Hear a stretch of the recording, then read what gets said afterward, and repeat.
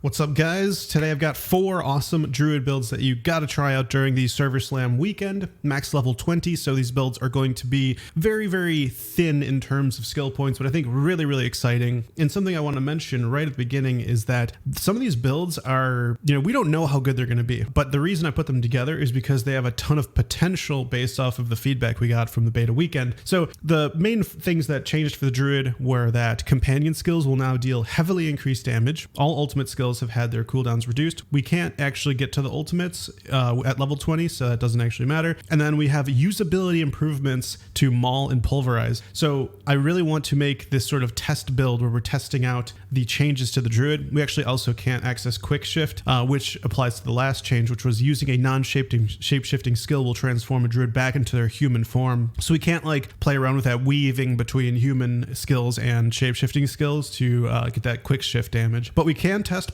maul and pulverize, and we can test companion skills dealing heavily increased damage. So this first build is going to be based off of testing the improvements to these abilities. So let's get started here with the skill points here. Now I know it's crazy, right? I mean, maul, I would never suggest this based off of the gameplay we had, the experience we had during the open beta, but we're just going to test it. Usability improvements, I don't know what that is. Is it increased damage? We don't really know. So this is a gamble build, but you'd get maul to test it out, see how it's doing. And then this gives you fortify with maul, so those are 2 points right there. And then you go over to pulverize, right? Because that's the other ability that got usability improvements. And then enhanced pulverize is a must when you get pulverize. And then you can really choose between these two, but you got to remember, we're gonna try to beat Ashava with this build, so I'm choosing primal pulverize. Enemies hit with pulverize deal 20% reduced damage for 4 seconds. I think that'll really help against Ashava, the world boss. And then we can get 3 points into predatory instinct, 9% critical strike chance. Moving right along, we can get blood howl. I think this ability is actually pretty good,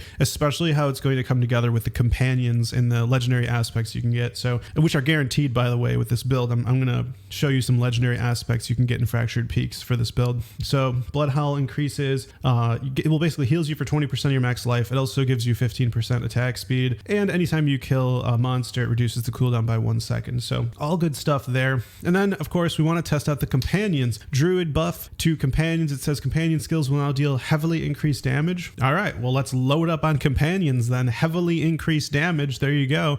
They said it right there. So we're gonna really test this out. We're gonna get wolves. Enhanced wolf pack. Wolves deal 20% increased damage to immobilized, stunned, slowed, or poisoned enemies. We'll have that. And then brutal wolf pack. When you critically strike, your wolves get 20% attack speed for 3 seconds. Awesome. We're also gonna get vine creeper, of course. Does good damage. You can activate it to deal good damage. On top of that, 30%. Ravens, it's a passive. They deal 13% damage. You can activate them for 85% damage over 6 seconds, and we can upgrade that to make it so that enemies in that activated ability area become vulnerable, which is really good. 20% increased damage. We're also going to get enhanced ravens. You have 5% increased critical strike chance for 6 seconds against enemies hit by ravens. So against a Shava, that'll be quite frequently against a single target. If we go over to the wrath part of the tree, we're actually not going to get anything. Don't get me wrong, there's lots of good there, but we're really focusing on companions, and we're focusing on buffing those companions because their damage was heavily increased, and we are going to focus on testing out the usability improvements of maul and pulverize. So if we look over at the legendary aspects for this build, okay, so you can't get aspect of the stampede, guaranteed, you can't, but you can check out my other video. You can use your obols to gamble and potentially get this. We can't get aspect of the alpha, your wolf companions and our werewolf companions, but again, try to gamble this if you can. Make your wolves into werewolves. Shepherd's aspect, you also cannot get. Your core skills will deal more damage for each active companion. You'll have as many as you possibly can. So this is something like, I don't know, maybe 30% increased damage around, something like that. But this one you can get. This is Night Howler's aspect. Blood Howl increases critical strike chance by 5%. You can get this by doing the Forbidden City and Fractured Peaks. In addition, it affects nearby companions and players for 3 seconds. This is a big deal because you get 5% extra crit. All of your companions get 5% extra crit, and all of your companions are going to be getting 15% increased attack speed. And this is a companion build. Did I mention we're getting Call of the Wild as well? Your companions deal 30% bonus damage. Now, depending on how much they buffed companion skills, I think this could probably be a very, very solid Server Slam build. Could be pretty good at leveling. Again, depending on how much they increase the damage of these companions. Basically, you just get all companions. You get Blood Howl, so that increases attack speed, and then you make it so that your Blood Howl applies to your companions, basically. And also also gives 5% crit. So that's basically the build. It's testing out the new skills. It's a gambling build. We don't know if it's going to be good. Nobody can know if it's good until we try it out. But we're really testing out the usability improvements to Maul Pulverize and the greatly increased damage done with companion skills. Now, if you want something that's a little more surefire, I've got another build here for you. This one I think will be good no matter what, because during the last open beta, these were kind of just like the best skills you could go. So Storm Strike, you can't go wrong with Storm Strike. Once you get Fierce Storm Strike, it's going to apply basically AoE vulnerability to your enemies. Tornado is extremely strong. You can make it so that Tornado shoots an additional tornado, and it also applies vulnerability. So we're going basically a Storm build, and then you can get Heart of the Wild and Wild Impulses. So that's core skills deal more damage at the cost of more spirit cost. Very strong. This should not be there. So this something like this, and then Earthen Bulwark is great. You want to make sure you get enhanced Earthen Bulwark so that when you use it, it gives you unstoppable.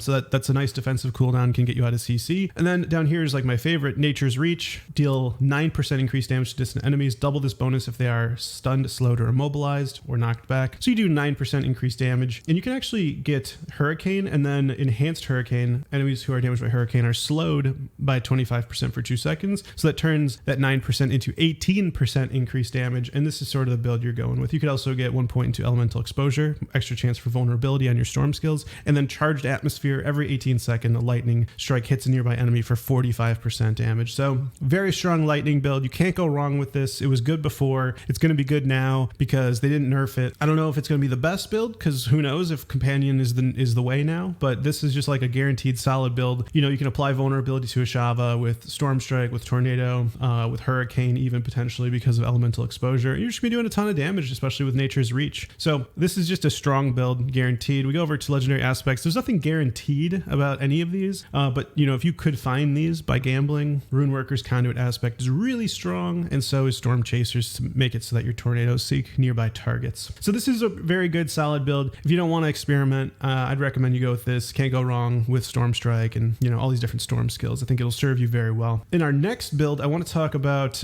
what I actually consider probably the best shapeshifting build based off of what we know from the previous betas. So you want to open up with Claw, because you're basically dedicated to going shapeshifter, and so Claw is better than Maul. And then you also get Enhanced Claw, and then you move over and get Shred. What's cool about Fractured Peaks is you can make Shred really strong with guaranteed aspects from dungeons there. Then you get Enhanced Shred and Primal Shred. It's basically going to make it so you dash around and you deal extra bonus damage with it. Also going to get Heart of the Wild and Wild Impulses so that Shred does even more damage. You're also going to get 3 points into Predatory Instinct for 9% increased critical strike chance. And then you're also going to get Fierce Claw eventually, but you want to start with Wild Claw, so that Claw has a 10% chance to attack twice. And we're going to switch over these skills to Poison once we get to Envenom, which is in the Wrath tree down here, but we'll get to that. When it comes to defensive, I like Blood Howl. You can just heal yourself for 20% of your maximum life, but also the legendary aspect you can find is going to give you that increased critical strike chance as well on top of that, which is nice. So you get that skill, and then we go over to Companion, and we're going to get Vine Creeper for poison, and then we're going to get Enhanced Vine Creeper to increase the immobilization duration, and then we're going to get Brutal Vine Creeper, which is really important, increases your critical strike chance by 20% against enemies strangled by Vine Creeper, and crit is super important in this build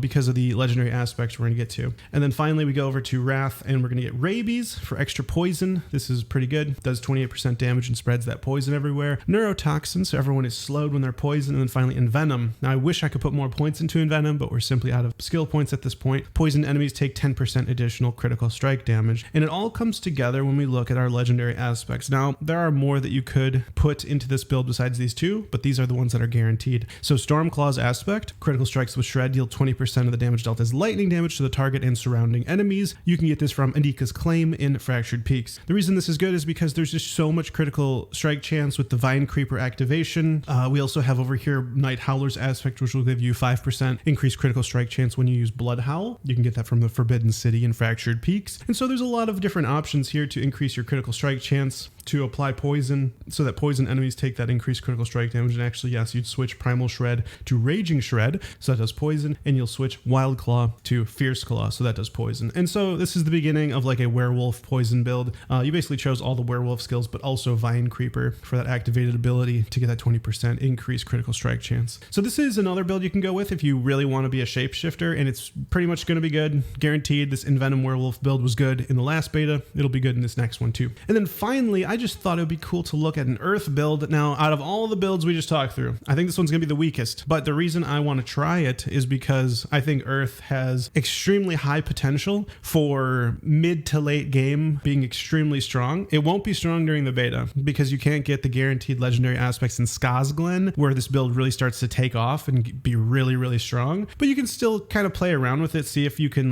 if you like it, so that, you know, when the game actually comes out, if you're like, are you willing to push through this to get to Skazglen and get this build really strong? And you can also get lucky and get the legendary aspects I'm referring to, which is like, I believe it's Crash Stone aspect, which is really, really strong. So you start with Earth Spike and you get Enhanced Earth Spike to give a 10% chance to stun. You go down and get Landslide, Enhanced Landslide, and Primal Landslide. Primal Landslide is really strong because you start generating Terramotes. When you generate those, you get a guaranteed critical strike chance, which in itself is quite strong. So you want to upgrade that with Heart of the Wild and Wild Impulses, again, for that increased core skill damage. And then we're going to get Earthen Bulwark, Enhanced Earthen Bulwark, and Innate Earthen Bulwark, so that you can get some damage with this ability as well. And then 3 points into Nature's Reach.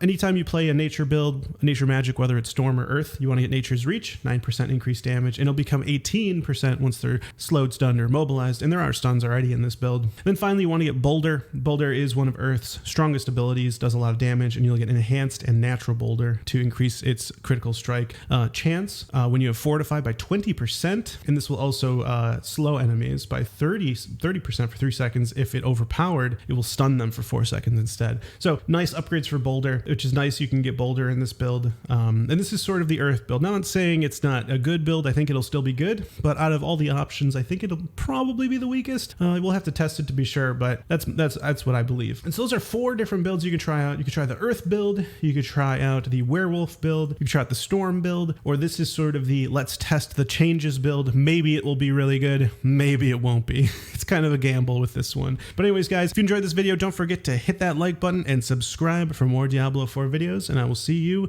very soon.